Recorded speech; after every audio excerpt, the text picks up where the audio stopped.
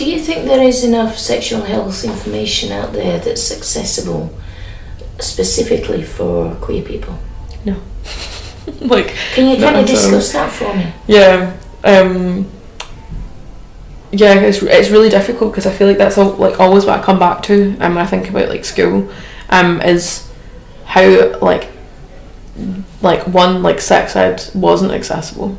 It wasn't like given like to our classes like equally, and like equally is probably the best word to use. Like if you had a different teacher, it might mean you got a different lesson. And because it was so like short and not discussed, it means that it left out a lot of the basics, but it also left out a lot of like that. Well, queer sexual health is the basics. I think that like obviously it becomes really harmful when you don't have like an environment, like a school where sex ed can like and should happen.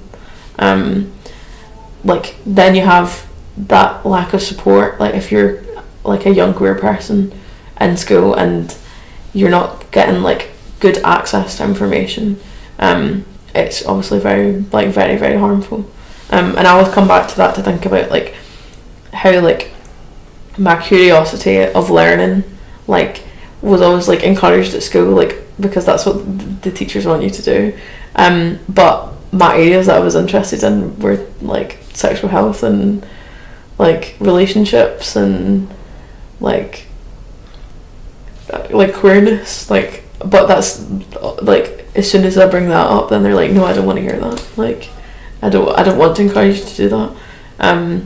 So it's really difficult to know that like it should be like education, like on the whole, like should be an enjoyable experience, like it should be fun to learn, but when that's also like counteracted by like them bringing in their own like bias and like prejudice, like